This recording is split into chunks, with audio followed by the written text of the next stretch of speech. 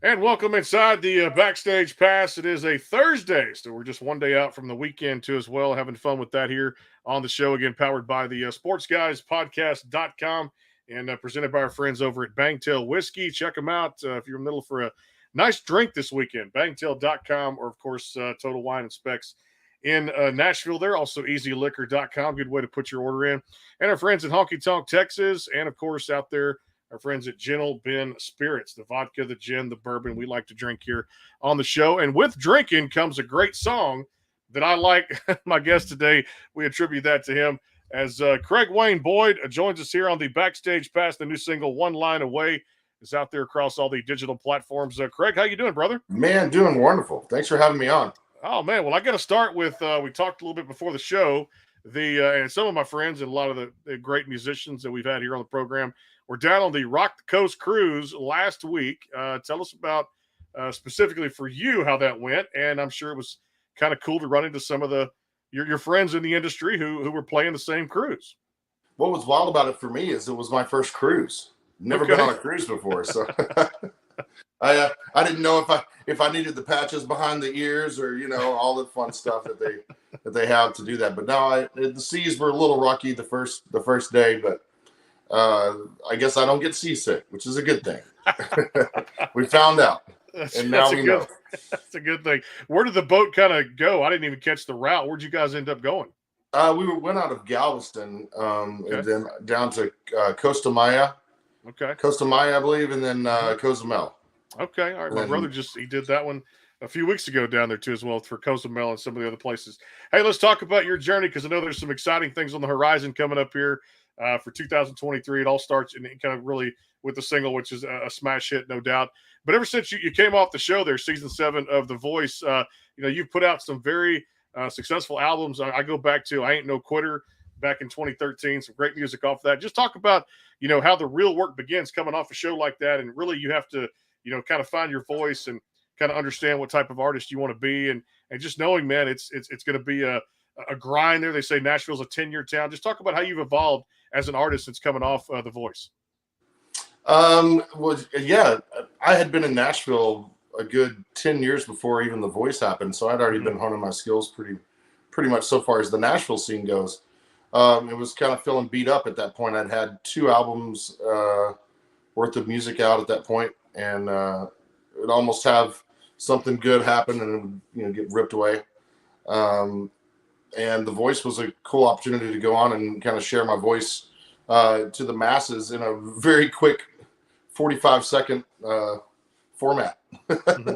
And luckily enough, I got to do it every week for that, a few minutes a week, which was great. Coming off of a show like that, I set the bar extremely high because I come off the show debuting at number 1, and no one knew what to do with it. That's great. It was like, okay, you're number 1. What do we do now? We can't. I mean, it should have went to radio, and it didn't go to radio. Mm-hmm. It was again, nobody knew what to do because it blew up that big. Mm-hmm. Heck, I didn't even know what to do. I just knew to hold on tight and try to get music out to the people, and get out and play shows. And so that's what I did. Yeah, 240 some odd shows that first year, out on the road, just bringing the music to the people.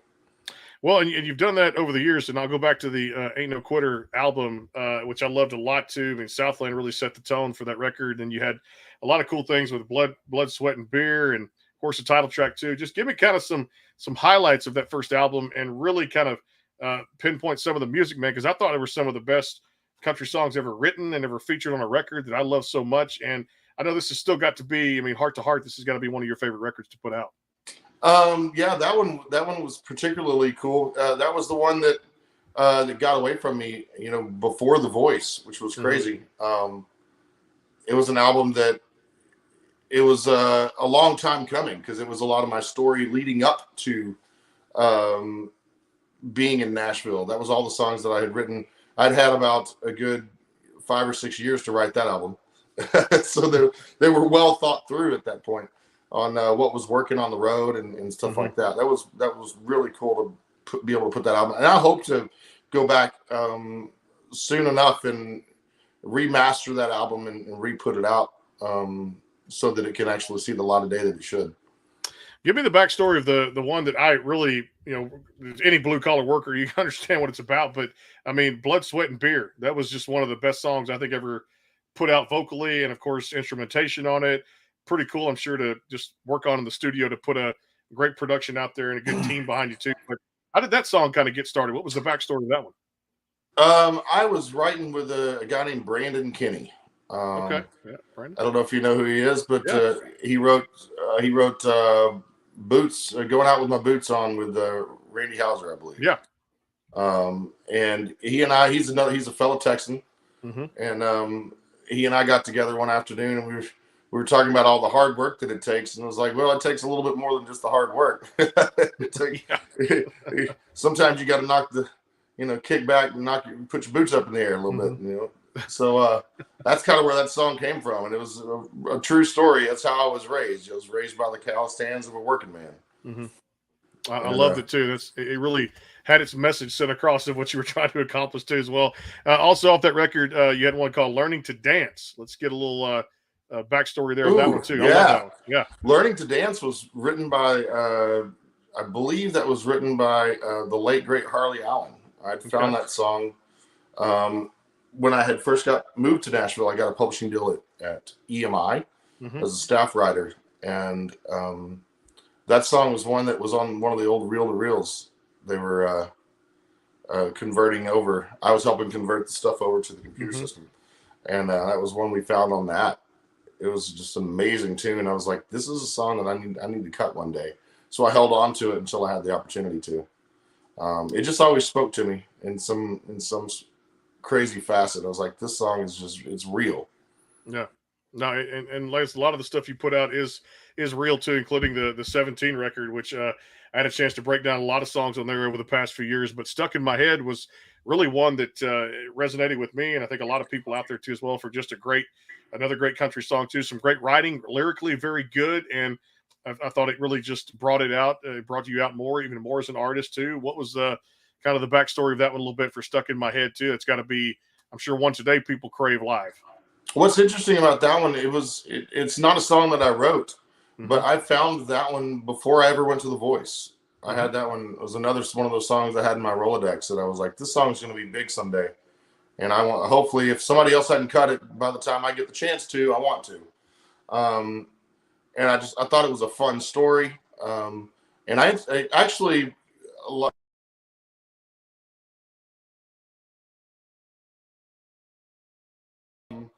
the album that I put out after that one, it was called "From the In Between," was parts of the original session of coming off of The Voice, and I had actually recorded "Stuck in My Head" in that original batch of songs, and then it got put into the 2017 album and remixed and mastered for that one to fit into that, instead of being part of the album that I actually put out after that, which was recorded before. That's amazing where the songs come from, and because sometimes they don't go in the order you plan. You could back and forth, but I agree with you on remastering some of these things and putting out these songs and kind of, like you said, finding that direction that they probably should have gone in before, that they're going to go in now for 2023. But the cool thing is, it's a brand new year. Things are finally open back up. People don't have near the problems that we had, at least for now. God, knock on wood. The pandemic kind of brought everybody, so it twisted everybody in different directions. Talk about your focus now, moving forward now that shows are back going. Crowds are coming to shows again, buying tickets, and of course, they're craving live music again. Yeah, so COVID kind of took me for a spin there, and so I took it for a spin too, and it kind of branched off and did some side projects. And all the time doing those, I was still writing, not only for that project, but for my own project. So I have a healthy mix of songs. In fact, one of the songs that I've just cut was a song that I wrote back in the early EMI days. I wrote the song, we were looking at it 15 years ago. I wrote it, and I just now, for the first time, recorded it. Just one of those songs that is now striking a chord with me more so than it ever has. I feel like I'm in that position of where I was writing at previously. It was like I was writing ahead of where I was living at the moment. So it's like I've told the story ahead of time. It's an interesting one. But that's for me I've always tried to put out albums that represent where I'm at in life at the moment. I want it to be a storybook. And so, when I get older, whoever it is, those 2 or 3 people that dig what I've done, they'll have that story and they can follow the timeline of where I was at. No doubt. And I love this, the record there. You mentioned the EP from the In-Between. We're going to come back. You grab the guitar. We got to take a quick time out here too as well. Come back on the Backstage Pass. More with Craig Wayne Boyd out there too. Again, One Line Away is the current single out there that you guys can go download. Make sure you check it out. It came out there in or I should say middle of February. I think it was Valentine's Day. Actually, February 14th when that came out. Craig's going to grab the guitar. We're going to come back after a quick time out from our sponsors. It is the Backstage Pass powered by the Sports Guys Podcast.com. Hang tight, coming back. Craig's going to play a little single for us and have a little fun. Hang tight. The Bangtail Pour is comprised of a sweet corn mash base. The front has a subtle sweetness and not too sharp. It has notes of a medium char or white oak for a smoky flavor in the middle, and the tail has a super smooth and warm finish.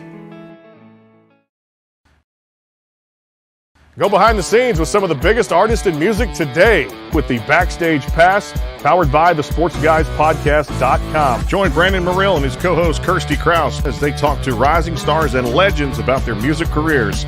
Listen to their latest tracks and learn fun facts about the men and women behind the music you love.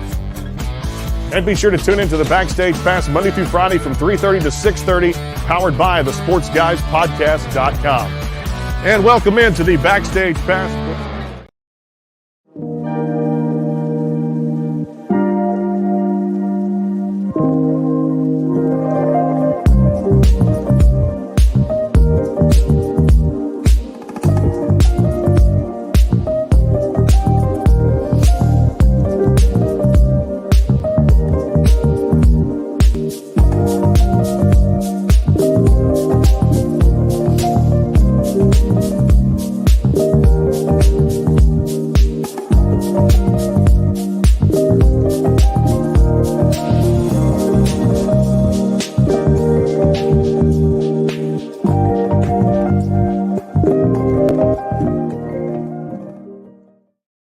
If you like to drink, that's the way to go. Gentle Ben Spirits, the vodka, the gin, the bourbon is fantastic too. I've tried every one of them. I like to make cocktails here on the show and kind of experiment with making different drinks, so it's always fun to do it. Check them out at gentleben.com.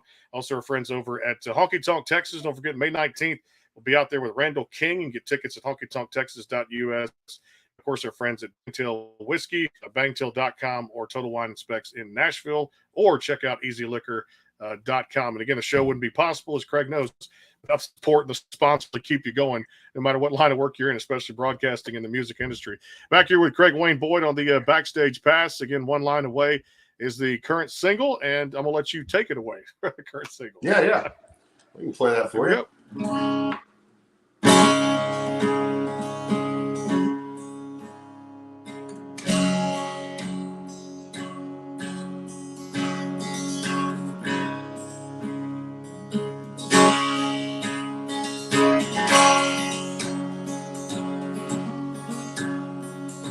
I told you you were beautiful the first time that we met, and I'd whisper sweet little somethings in your ear every chance I get.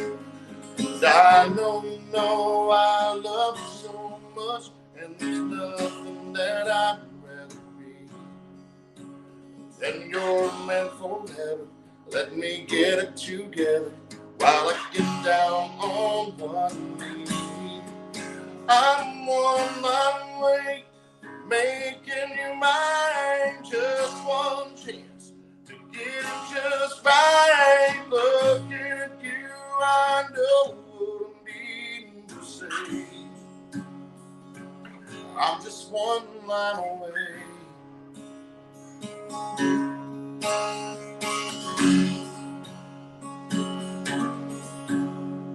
I've never been so nervous as I am right here, right now. I was up all night rehearsing all the words that I wrote down. Standing up here in front of all of our friends, hard to fight back the tears in my eyes.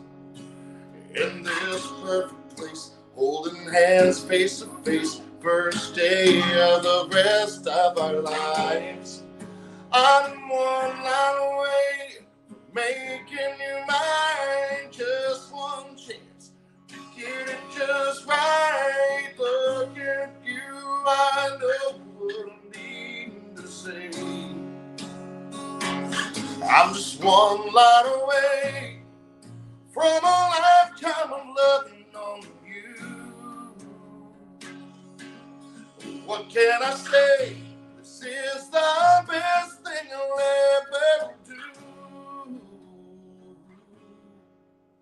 Just one line away from making you mine. Just one chance to get it just right. Looking at you, I know what I'm needing to say. I promise you now, baby, forever today. I'm just one line away. Oh, I'm just one line away.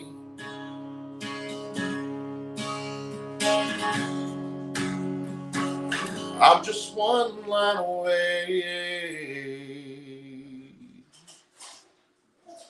Gotta love it. Craig Wayne Boyd, one line away here on the Backstage Pass. Again, powered by the Sports Guys podcast.com. I want to ask you about that one because I loved it so much, and the song has created a nice buzz in a very positive way for you guys, too. And this is just just beautiful country song. And it feels like to me a lot of songs, and I'm not, knocking on anything here. I'm not a big fan of the bro country movement, I guess, over the last few years. But I respect what everybody does out there. But the song reminds me, Craig, of just a great 90s feel country song to it. 3 chords in the truth, or maybe there's more chords in the song. But just real clean and up front, and it's that love song, and it's just something that I think more, and it's my own opinion, everybody's got an opinion for what it's worth. I think more country songs are kind of switching directions and going that way. You got something to say, it's on your chest, and it's easy, it feels good. That's just a feel-good song. Yeah, I had the idea because there was one part of my my life that I haven't shared with a lot of people was the engagement to my wife. And I was thinking about the moments that I had right before asking her and how nervous I was and how it was, even though it was a small, verbally was just something really small. I mean, it's a couple of words, right? Will you marry me? But it was a pretty strong statement and something that had a huge impact on me. And so I was sitting discussing that with my good friend Trent Thomason, and we came up with this idea, and it spit out on paper in about 30-45 minutes, I believe. No, just well done, like I said, too. And again, I people judge me, too. I'm not knocking anybody that you put out great stuff. You put out great stuff and what works. I guess I just grew up in that age of 90s country, and I kind of feel there's a little bit of a shift coming back, Craig, and I feel like a few artists that jump on the show here with me kind of tell me it's going that direction from songs such as that. And I come from Texas down here, as you know, it's a big country for George Jones. I mean, God rest his soul, and Clay Walker, who I talked with last year, and of course Tracy Byrd, Mark Chestnut. You just kind of go and you walk into some diner, you put a few quarters in a jukebox, and then the song comes on, and it's like select E5. There's that favorite track, and just the old jukebox songs. And I feel like the industry is more shifting now, where people are trying to bring back the classic country. What's your feeling, kind of take on that? Man, I spent too much time in the past chasing what was going on radio and stuff. So I'm just really focused myself on doing what makes me happy. And luckily enough, it's what stuff like that you dig, which I'm excited about. That's cool. Well, that's what.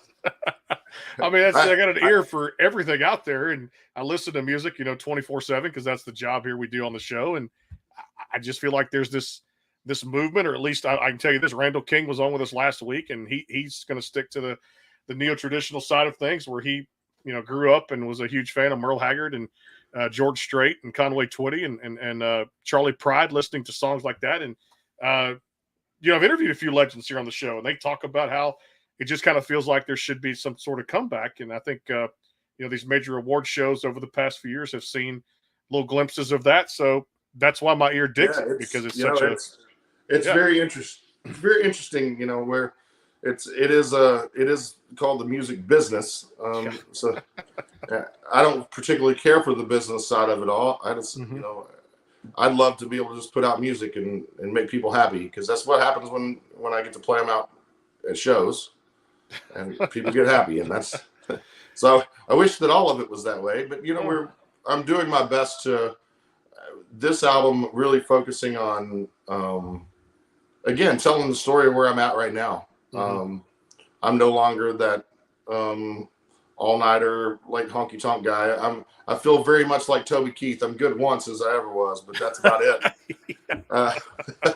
But I can hang with the youngins, but well, I'll tell you, Greg, I ain't young no more too. I'm in my 40s now, and I can't hang the way I used to. And I got a 3-year-old running around. So speaking of little ones, congratulations on the big family. I want to say now it's 5 kids. Is that correct? Yes. Okay. 5 under 10 right now.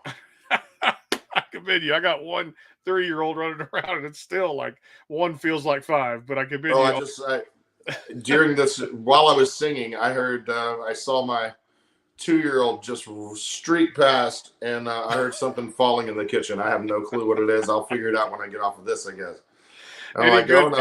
Any musical talent amongst these under 10 that you're seeing that they're taking after daddy, and this could be the next generation of musical talent? I think all of them are doing music, but my oldest, my 10-year-old, I think his Ryman Auditorium debut is July 19th. Okay. As a singer. Like, buddy, you're beating me here. One of the cool things to talk about the tribute to the old music I got to do at the country radio seminar back there in March, and we've been the last 2 years, but this was the first time I put it on a list, and I said I'm going. I got to go to the Opry for the first time, Craig, and just watch Randall King and a lot of great people play it. Cassie Ashton, who I just had on the show Tuesday of this week, she made her Opry debut, and you see so much.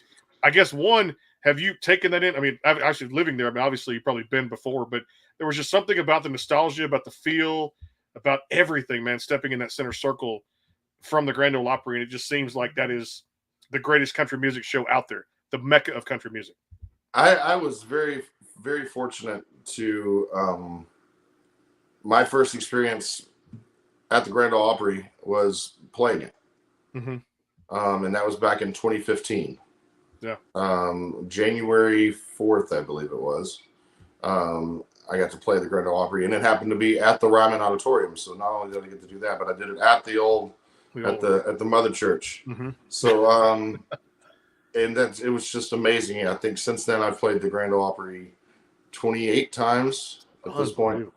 And hopefully 1,000 more. That's what I hope for. But and it never gets old. Every single time I get the jitters, it's nerve-wracking, and then you just take that big swallow and go. And it's all right, here we go. Yeah, it was pretty cool to sit there too, and I was on that first level, and man, it felt like you just woke up the I'm gonna say the ghost of country music out there too as well. But people spiritually, you kind of felt something, and it was for the first time. I'll definitely do it again, man. It was worth the price, no doubt. Hey, before I take a break, and we on more here from the in between, you mentioned a little bit off that record.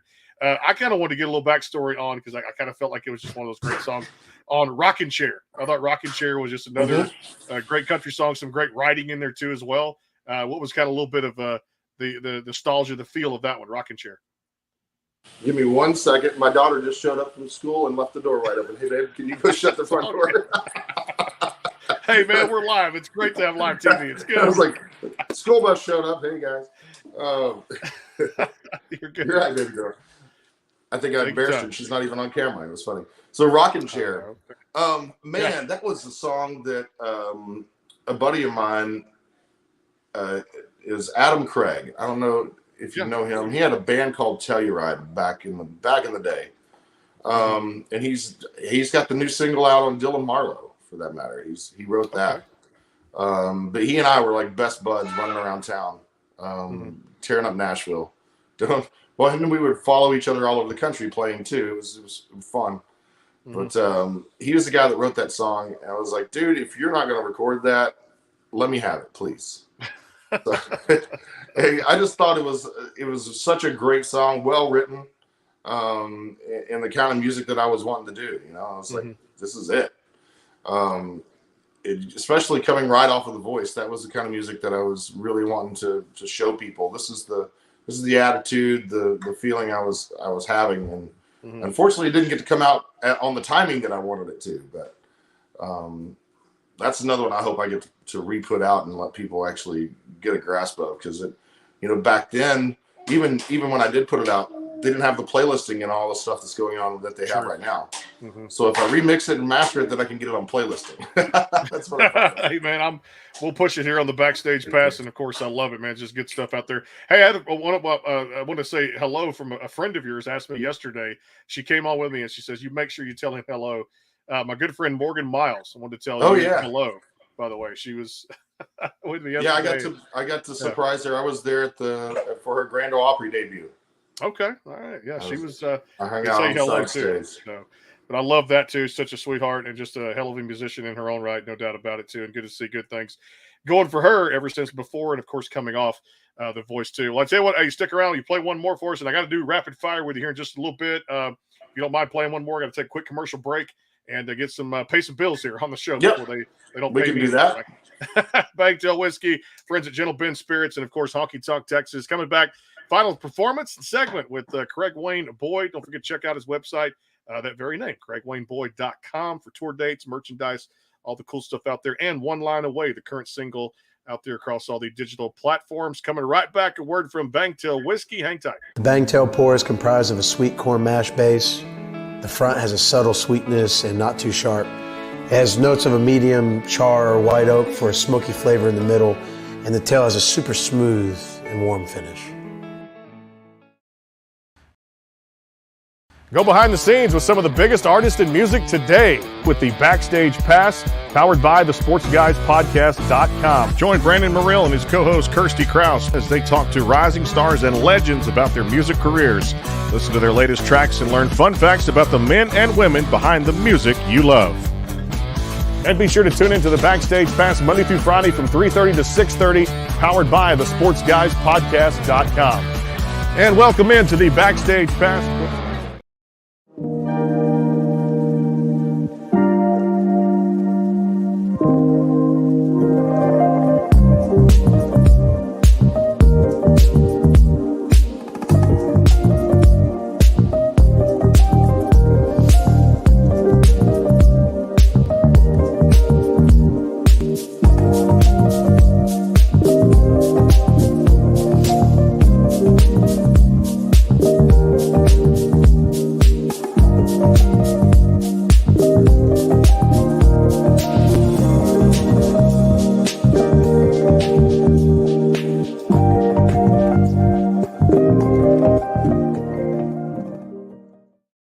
So during break, I'm like humming your song. That's how good it is. One line away, I'm like humming it in my head, and I do that with a lot of music out there too, which is good.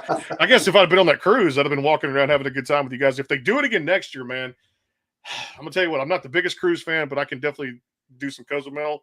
I may have to get on the Rock the Coast and do some kind of radio show with. Dude, you should holler at Brandon. Brandon Steen is the guy doing that. I know Brandon. All right, I know Brandon. Yeah. We'll do something like that too. Maybe we can work something out there. You never know. One Line Away is the current single from Craig Wayne Boyd out there. Check out the website, CraigWayneBoyd.com. And of course, you got some really, really cool shows coming up. I really encourage people to check it out, get some tickets there, and see where you're going to be too. Well, I'll tell you what, Dealer's Choice. What's up next for the last performance? What do you say? Yeah, man. I don't think this song's too long to play on here. This is the song I was talking about going back 15 years ago. I wrote it, and I'm just recorded it here like about two weeks ago. All right. So it's called Gospel of the South. Here we go.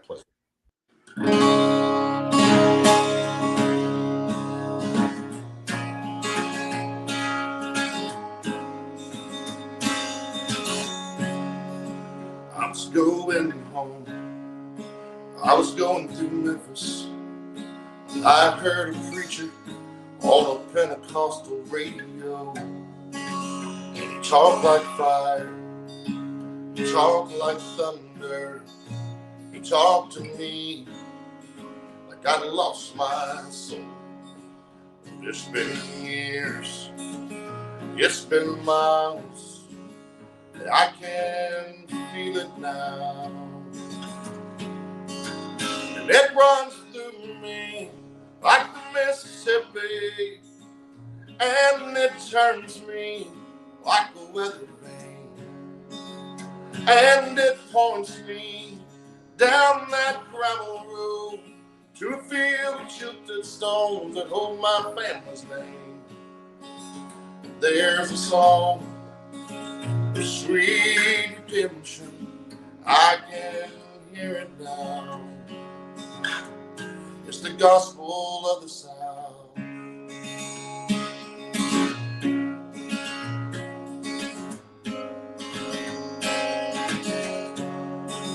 I remember poor in a lone farmhouse, with a rusted Ford out in the backyard. And I'd ask my grandpa, how come it never rains?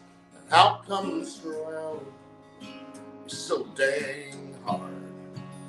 He said, boy, it's the good Lord's will, and then he wiped his brow.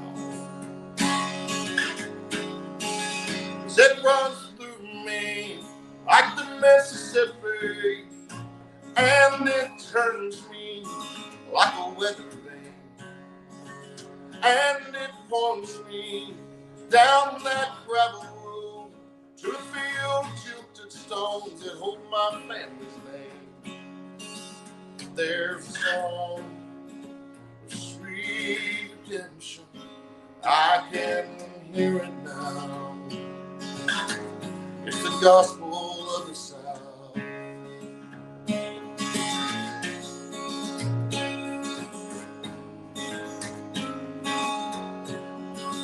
The house is gone. I see a young boy in a shirt and tie. He's dressed up for revival. The back of my daddy's truck is full of empty beer cans. But in my mama's hand, there's a beat-up Bible. They put me down in that muddy water. I can taste it in my mouth. 'Cause it runs through me like the Mississippi, and it turns me like a weather vane, and it points me down that gravel road where I left my sins in a shallow grave. And there's a song of sweet redemption, I can hear it now. It's the gospel of the South.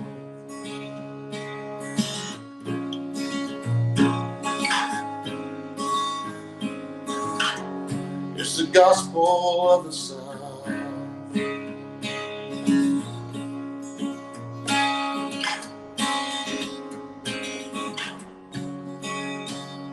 Amazing grace, how sweet the sound.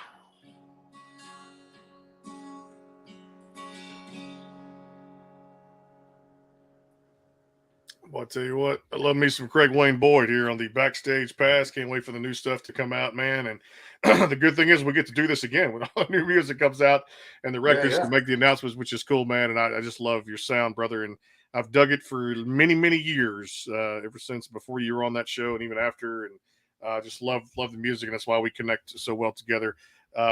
Tremendous song. And it makes you really understand what living in the South is all about. And I think a lot of people can resonate with a tune like that too as well.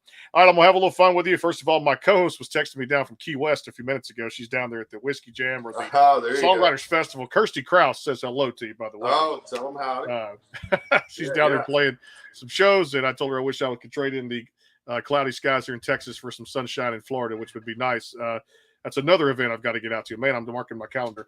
All right, I want to have a little fun with this one. Kind because I do mix it here on the show, sports, music, and call it a grand slam here too as well. Football-wise, is it the Tennessee Titans for you, or who do you pay attention to in the NFL? Ooh, I got my AFC team and NFC. I got to have the Cowboys because I'm a Texan, Dallas boy. There you go.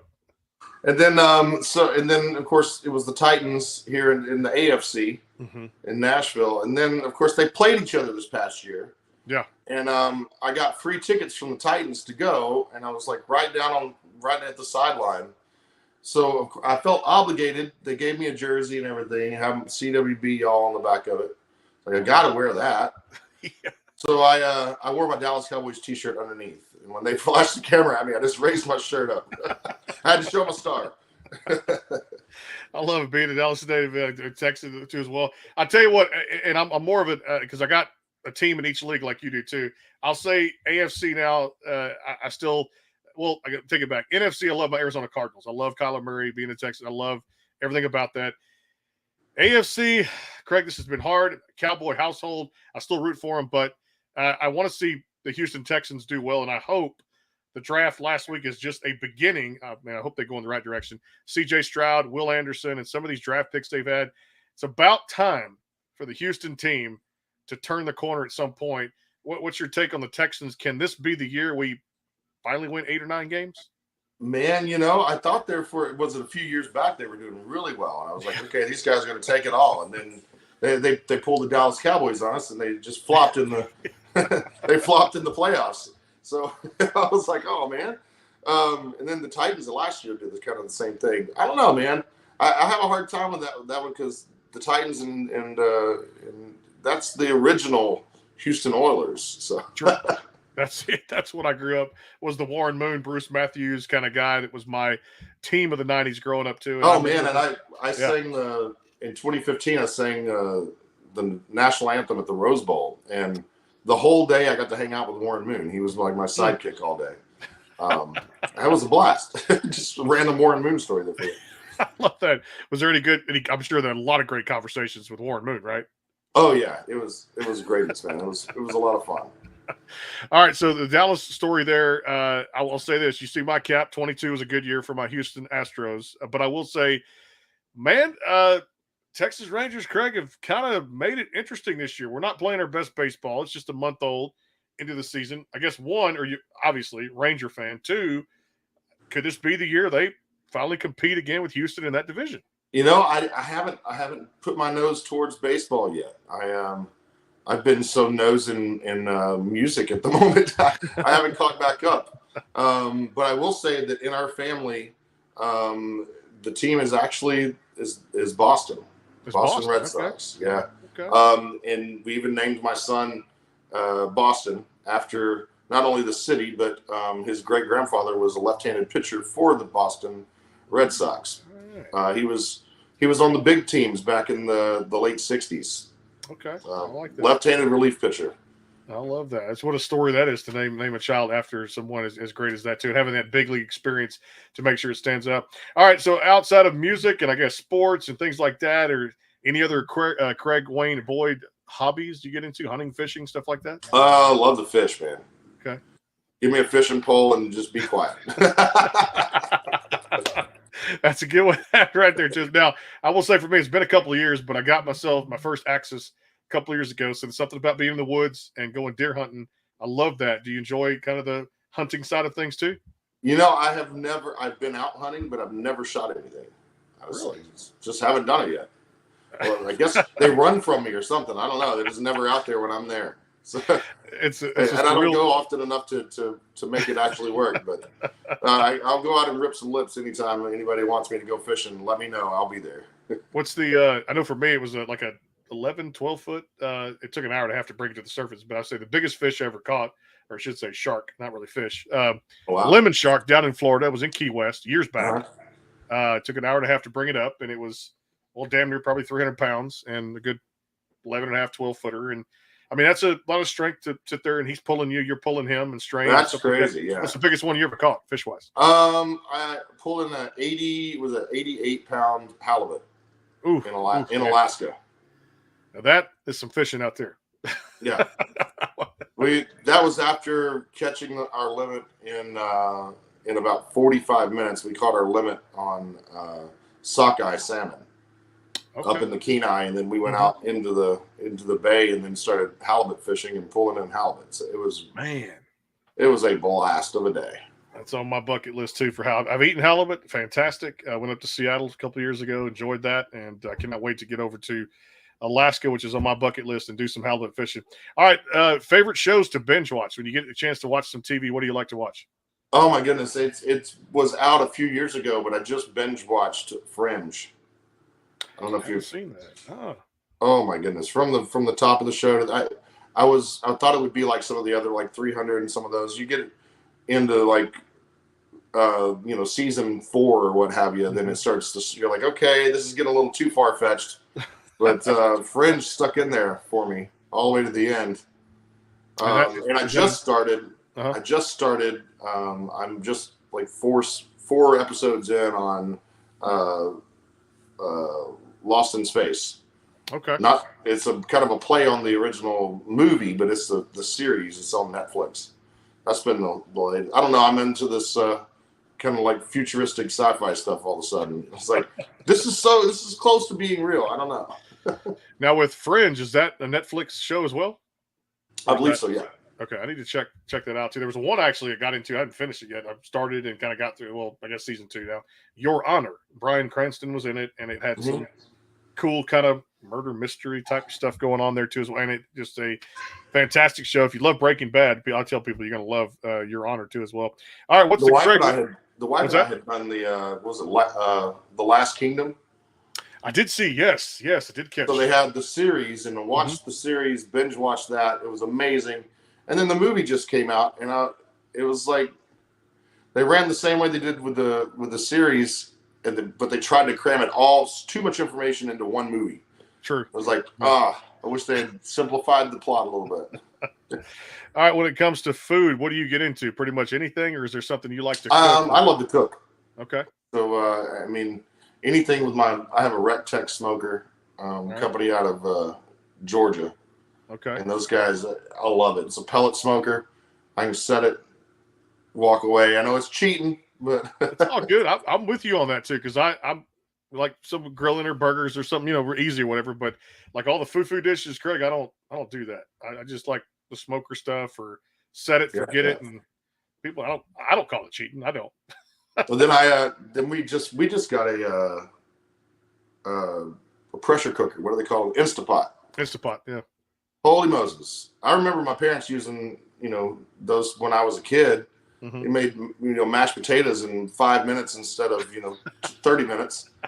And you never, I guess everybody quit using them because they would blow up on you. Well, they made the lids a lot better with an Instapot, and you can do it. I mean, you could throw, like for me, you throw the brisket on the smoker, get some good smoke on it. When you're supposed to wrap it, then take it, throw it in your Instapot, pressure it for an hour, yank it back out, get a little bit more sear on it, and you're done. That's perfect. It. Falls off the that might be cheating.